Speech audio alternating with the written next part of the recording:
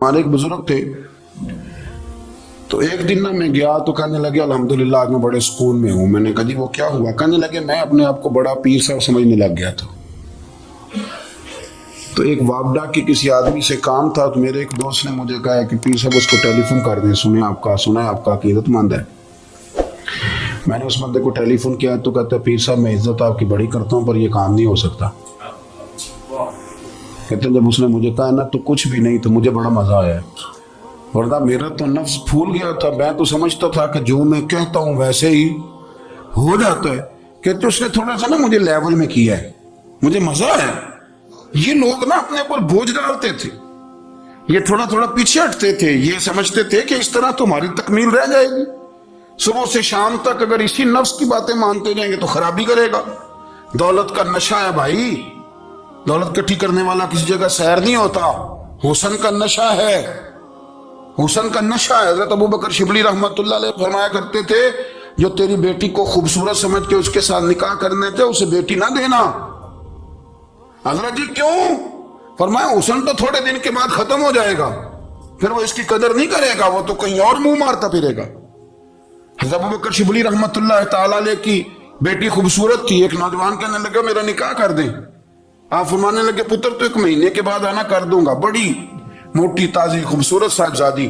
تو حضرت نے اسے دوائی کھلائی، اسے پخانے لگ گئے، جو پخانہ کرتی ایک مٹکے میں سنبھال دیتے۔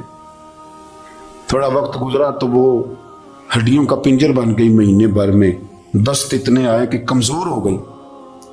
تو ابوبکر شبلی 1 مہینے کے بعد نوجوان کو بلایا، فرمایا ادھر آ تیرا نکاح کروں۔ بچی دکھائی تو وہ کمزور بستر پہ پڑی، فرمایا شادی کرنے لگا اس سے نہیں میں نے کرنی۔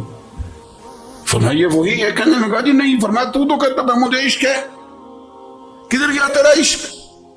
کہنے لگا حضرت صاحب آپ کیسی بات کر رہے ہیں؟ فرمایا ادھر آ۔ پھر وہ مٹکا جس میں گند رکھا تھا وہاں لے گئے، فرمانے لگے تیرا اس کے ساتھ عشق تھا، یہ ہے تیرا عشق۔ فرمایا اسے تو میں 4 دن روٹی کھلاؤں گا پھر تندرست ہو جائے گی، لیکن میں دیکھنا چاہتا تھا کہ تو میری بیٹی سے پیار کرتا ہے یا اس کے چہرے پہ آنے والی کچھ وقت کے لیے سرخی سے پیار کرتا ہے، اس لالی سے پیار کرتا ہے جو جوانی کے وقت بچوں اور بچیوں پہ آتی ہے۔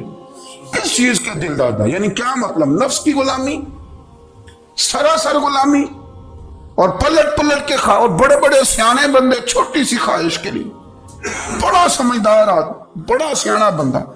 میں ایک بڑے بزرگ عالم تھے، میں ایک دفعہ ملنے گا تو پائے پکا رہے تھے، خود پائے پکا رہے تھے، تو وہ بڑے پیار کی بات ہوتی ہے نا جی، تو تامت باندھی ہوئی اور بڑی جناب خستہ حالی، اور وہ پائے پکا رہے ہیں۔ تو میں نے ان سے کہا، میں نے کہا حضرت جی پائے تو کسی اور نے بھی پکا لینے تھے، آپ بخاری لے کے بیٹھتے، چلو میری طرح کا کوئی بندہ آپ سے استفادہ بھی کر لیتا۔ اب پائے آپ لائیں گے، پھر پکائیں گے، پھر آپ کھائیں گے، تو یہ تو 24 گھنٹے آپ کسی کام میں گزر جائیں گے۔ تو یہ ایک چھوٹی سی خواہش کے لیے، میں کسی چیز کو حرام نہیں کہہ رہا، قرآن پاک کی جو آیت پڑھی ہے صرف اس کی تفسیر آپ کے سامنے عرض کر رہا ہوں۔ ہماری خواہشات ماں پالتی ہے، آپ کو نہیں پتا کتنے دکھ سہتی ہے۔ میں ان ماؤں کو جانتا ہوں جو بیٹے کے حصوں کی مار بھی اس کے ابے سے کھاتی ہیں، مار کھاتی ہیں۔ وہ ایک خاتون ہے، ایک کان سے سنتا نہیں، میرے پاس ایک دفعہ آئی، کہنے لگی 60 لگ گئی سی، کوئی دعا کر دیں کہ آپ کو وظیفہ پر ڈاکٹر کہتے ہیں ٹھیک نہیں ہو سکتے۔ میں نے کہا باڈی صحیح بتاؤ مسئلہ کیا ہے؟ کہنے نہیں کچھ بھی نہیں، مسئلہ کیا ہونا ہے، پتر غلط نکل آیا ہے، اس کا باپ روز مارتا ہے، میں آج گئی ہوں تو اس نے ایک تھپڑ میرے کان پہ مار دیے، پردہ پھٹ گیا۔ مائیں مار کھاتی ہیں، لیکن وہ پتر جس کو بڑی محنت سے پالا ہے وہ جوان ہوتا ہے تو اماں سے کہتا ہے تجھے چھوڑ دینا ہے، پر جس لڑکی سے میرا ٹیلی فون پہ رابطہ ہے اسے نہیں میں نے چھوڑنا، وہ نہیں چھوڑ سکتی۔ ہر شے کچل جاتا ہے وہ۔ اماں کبھی لیٹ کے رات کو سوچتی ہے کہ یہ تو میری کل کمائی تھی، میں تو آج بھی اس کے حصے کے تھپڑ اپنی گالوں پہ برداشت کر رہی ہوں، تو یہ کدھر گیا؟ اردشیر نام کا بادشاہ تھا وہ۔ حضرت محدث ابن الجوزی آج سے کچھ 700 سال پہلے لکھتے ہیں، اردشیر بادشاہ بڑا خوبصورت تھا، جوان تھا، بڑا عقل مند تھا۔ اس نے اس طرح کی قریب قریب کی ساری ریاستوں پہ قبضہ کر لیا، بڑا عقل مند زیرک تھا، قبضہ ہو گیا۔ ایک بادشاہ بڑا سخت تھا، اس کے ساتھ جب پنجہ آزمائی ہوئی تو اردشیر کہتا ہے اس پہ میرا قبضہ نہیں ہو رہا تھا، اور جب ہم نے ساری ریاستوں نے مل کے اس پر حملہ کیا تو ایک قلعے کے اندر قلعہ بند ہو گیا۔ اردشیر بڑا خوبصورت آدمی تھا، بڑا سمجھدار تھا، تو وہ بادشاہ قلعہ بند ہو گیا، اس نے کہا نکلنا ہی نہیں. اب وہ اندر بند ہے، یک بار کی حملہ کیا تو وہ بڑا بڑا قلعہ تھا اس میں بند ہو گیا. اس بادشاہ کی نا جس پر حملہ کیا، اس کی بیٹی اچانک ایک دن قلعے کی دیوار پہ چڑھی تو اردشیر کے حسن و جمال کو دیکھا تو عاشق ہو گئی، اور اپنے ہی باپ کے خلاف اسے کہنے لگی کہ اگر تو میرے ساتھ شادی کا وعدہ کرے نا تو میں تجھے رستہ بتاتی ہوں حملہ کرنے کا. اس نے کہا میرا وعدہ رہا، تو رستہ بتا. اس نے رستہ بتایا اس لڑکی نے، اور بادشاہ نے حملہ کیا تو اس کا باپ قتل کیا، اس علاقے پہ قبضہ کیا شادی کے وعدے پر. ہاں نفسانی خواہش بندے کو اندھا کر دیتی، نہیں سمجھ آتی اس کو میں کدھر جانا ہے، اندھا کر دیتی. حملہ کیا، اور جب اس لڑکی کو لے کے آیا نا اپنے محل میں،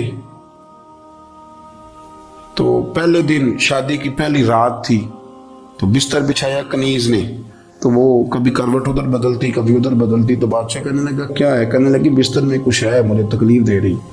اس نے چراغ جلائے اور جب بستر اٹھایا تو ایک اتنا سا دھاگا نکلا. دھاگے سے عموماً تکلیف نہیں ہوتی. تو اس نے کہا تو اتنی نرم و نازک ہے کہ دھاگا. کہنے لگی میرا باپ نا میرے سے اتنا پیار کرتا تھا کہ روز میرا بستر بھی خود بچھاتا تھا، اور اس نے آلہ رکھا ہوا تھا، وہ ناپتا تھا کہ کوئی پایا اونچا نیچا تو نہیں، میری بیٹی کا بیلنس سوتے وقت خراب نہ ہو جائے. اور میرے لیے گوشت اور کپڑے بھی خود پسند کر کے لاتا تھا، کھانے پینے کا خود خیال کرتا تھا. اردشیر کہنے لگا اچھا وہ اتنا پیار کرتا تھا، اور پھر تو نے اس کے ساتھ کیا کیا؟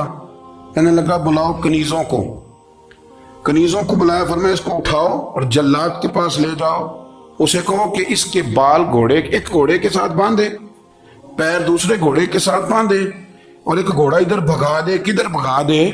یہ جس کے باپ نے اتنا پیار کیا، یہ نفس کی اتنی غلام ہے کہ اس کی وفادار نہیں رہی تو میری وفادار کیسے بنے گی؟ اس نے اتنے نازوں سے پالا کہ دھاگا اسے برداشت نہیں.